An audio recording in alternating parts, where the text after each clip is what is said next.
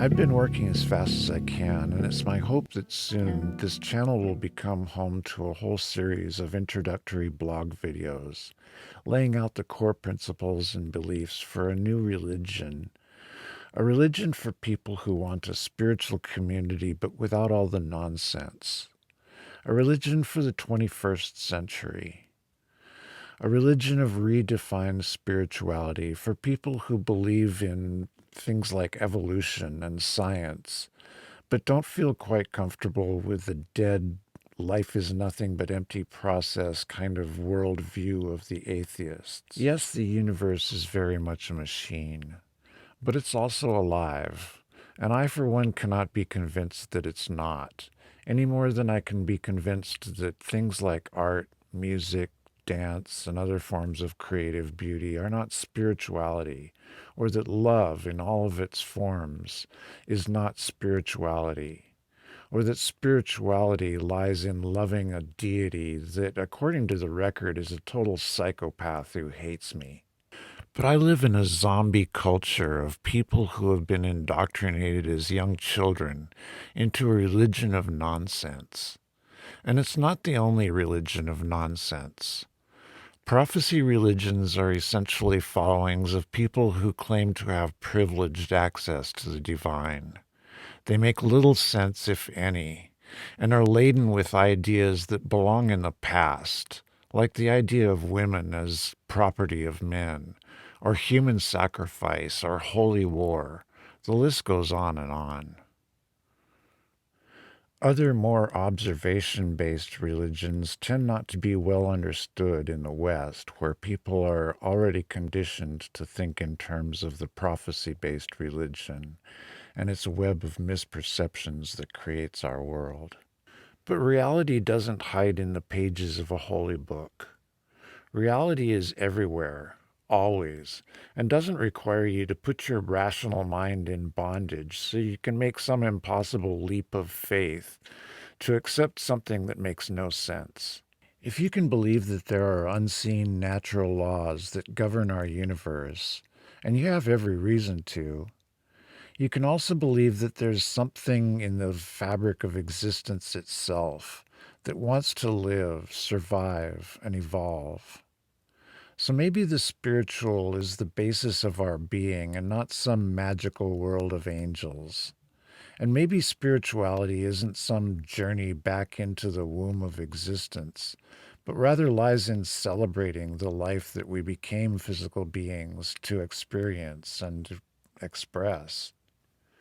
Sure, you can see life as just nothing but a clockwork of empty process, just like you can see music as nothing but a collection of notes. But if it wasn't a lot more fun to hear the music, we wouldn't have music. And if it wasn't a lot more fun to believe in life in the universe, people wouldn't be drawn to religion. Religion doesn't have to be nonsensical or irrational. It doesn't have to be about appeasing some wrathful deity. It can be about using observation of nature to live better lives by aligning ourselves with the primal forces of nature. It can be about living spirituality by celebrating art and creativity and continuing the quest of the spiritual being to exist in the world of phenomena and express all that's in the fabric of its being to be and do. Life isn't about death. Life isn't about rejecting the life we have to have some afterlife after death. Life forms like ourselves didn't evolve for the purpose of rejecting the physical realm that we spent so long becoming part of. Life is about life. Christianity teaches self-denial and abstinence, but the way of nature is balance and harmony. The way of nature is living life to the fullest, not through overindulgence, but by being part of the balance and harmony of nature.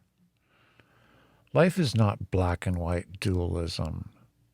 It's a rainbow of experiences, most of which are neither good nor bad, but are beautiful and unique.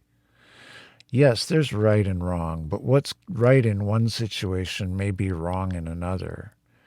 If you look at the world we exist in, It's not a world of static, unchanging absolutes. And what's required of us may be more than just some prophet's list of do's and don'ts. It may be that we're required to use that brain that our evolution has given us so that we can respond to each new situation appropriately, not just religiously. Oh, yeah, and no hatred. All those religious hatreds have no place in primalism.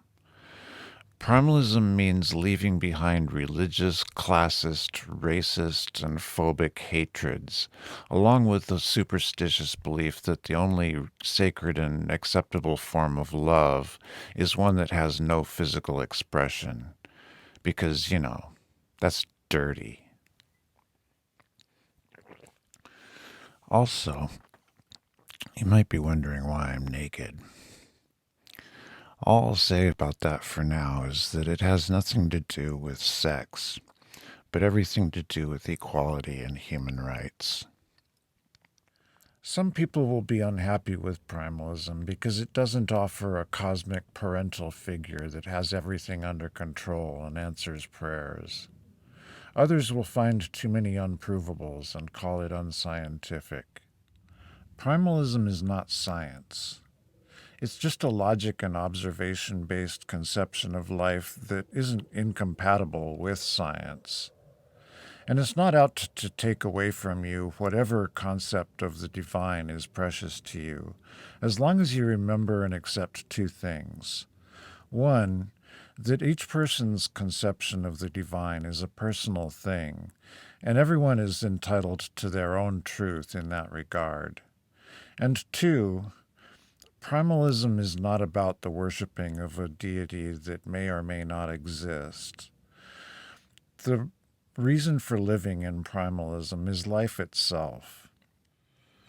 I'm going to be very harshly critical of prophecy-based religions, Christianity in particular, since that's the one that I have to deal with most in my little corner of the world personally. But it doesn't mean that I hate Christians. I have friends that are Christians, and it isn't Christians that I have a problem with. It's Christianity. But in all honesty, I see Christians more as victims than villains. The worst I'll do to Christians is call them zombies, which is just another way of saying that I think that they've been brainwashed by their early childhood conditioning, just as I was, and that they've probably got problems loving and accepting themselves and others and accurately perceiving reality, just as I did. I hope you'll stick around for my weekly commentaries and check out Primalism when I'm finally ready for it to make its online debut. Until then, this channel will be a place for me to talk about the world we're currently living in and how it can be better when we replace mythological dogma with humanity and common sense.